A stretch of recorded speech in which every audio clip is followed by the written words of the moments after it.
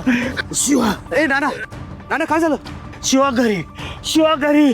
नाना नाना शांत हो थांब श्वास घे. अरे तोचे नाना शिवाचे शिवाचे नाना हे बघ शांत हो आणि जय का ते स्पष्ट सांग आपल्याला. माणसाच्या रूपातला तो राक्षस आहे, तो चेतन नाही. अरे त्यानं आपल्याला फसवलं, आपली फजिती केली शिवा.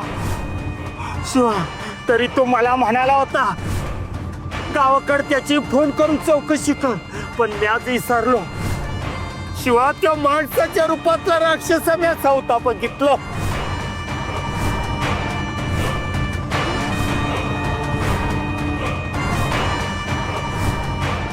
शक्तीला अलर्ट करायला पाहिजे, तिचा जीव धोक्यात आहे.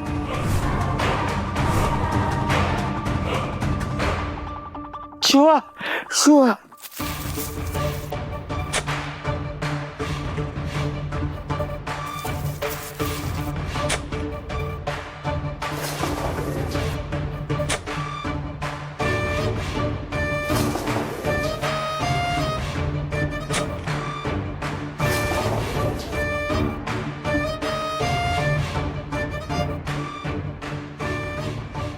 बारक्तासुरा, हे काय सुरू आहे? जमीन खणून खणून पार पाताळ गाठेल असं वाटतंय, पण त्या भावाने आधी शक्तीची मूर्ती हाताला का लागत नाहीये?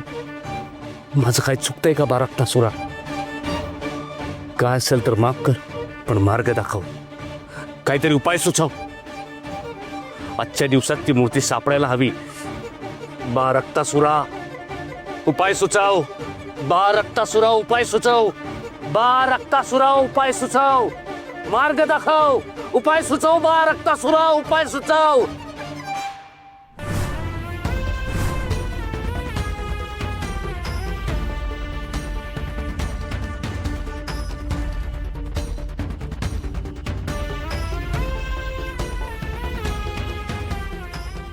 शिवा 2 दिवसापासून तो राक्षस तुमचा नातलग म्हणून तुमच्या घरात राहतोय आणि तुम्हाला त्याच्याबद्दल काहीच शंका आली नाही.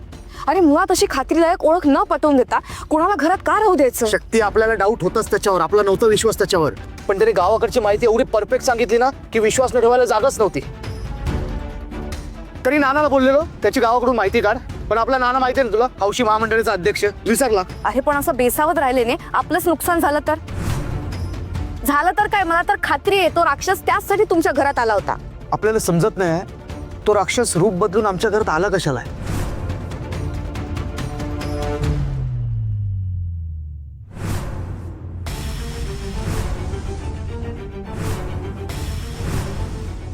ऊर्जा स्थान,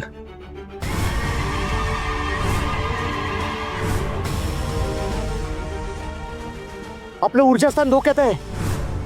तुझी आई बोलली होती आपल्याला, आमच्या घरामध्ये ऊर्जा स्थान आहे जे आपल्या दोघांना एकत्र जोडून ठेवतं. अरे पण त्या राक्षसाचा हेतू काय होता तुझ्या घरात शिरायचा? कदाचित त्याला ते ऊर्जास्थान उद्ध्वस्त करायचं असेल. शिवा तुम्हाला वेळोवेळी वाचवलंयस, प्रत्येक संकटातून तू माझी सुटका केलीस. तसं बघायला गेलं तर माझ्यासाठी ऊर्जास्थान तूच आहेस. शिवा शिवा त्या राक्षसाला तुला तर काही करायचं नसेल ना? काय टोटलच लागत नाही, आपलं डोकंच चालत नाही. खरं तर या सगळ्या प्रश्नांची उत्तर आपल्याला आई देऊ शकते, पण त्याचाच ठाव ठिकाणा लागत नाही ना. शिवा आई नसताना त्या राक्षसाला कसं सामोरे जायचं? आई आपल्याला बोलली होती की अशा प्रसंगांना ती सारखी बोलून आपल्या पाठीशी उभी राहील. पण आता काय करायचं? आपली उत्तर कशी शोधायची? तू नको टेन्शन घेऊ शकते. देवी आदिशक्ती आणि शंभू महादेवर सोपी सगळं. घेऊ त्या दोघांचं नाव आणि भिडू त्या दुष्ट पाखंडी चेटकोबाला. आपल्याला खात्री आहे शंभू महादेव आणि देवी आदिशक्ती आपल्याला एकटं नाही सोडणार.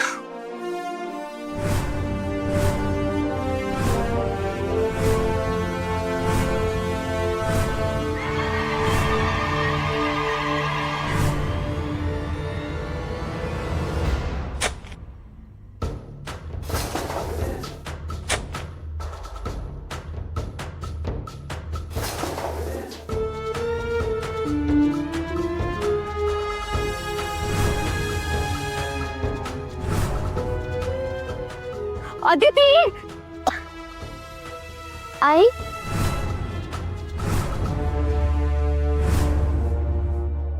आई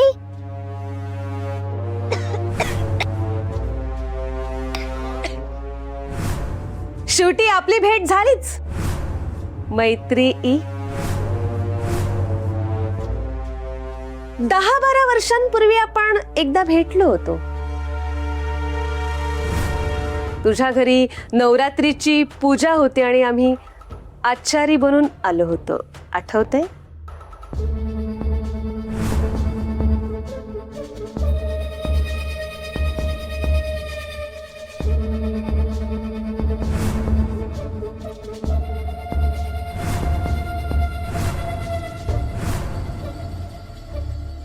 आणि त्यानंतर आपण आज भेटतोय. तू मेलीस आणि मी जिवंत आहे, एवढाच काय तो फरक आहे, एवढाच. बरं ते जाऊ दे. तुला यायला एवढा उशीर का झाला?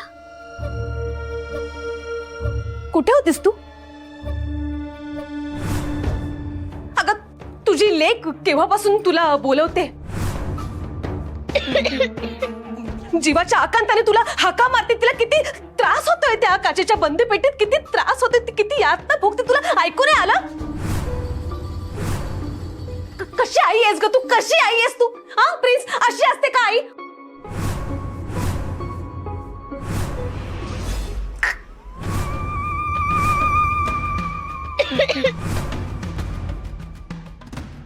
काय गे, रागाने काय बघतेस अशी?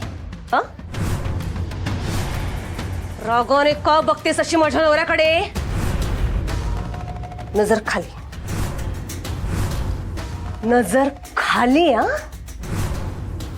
जिवंत नाहीयेस तू. तू आता माझ्या कैदेत आहेस. हा,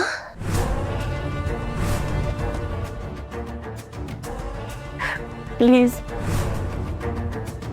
प्लीज सोडा तिला. तिला त्रास होतोय. प्लीज सोडा तिला, प्लीज.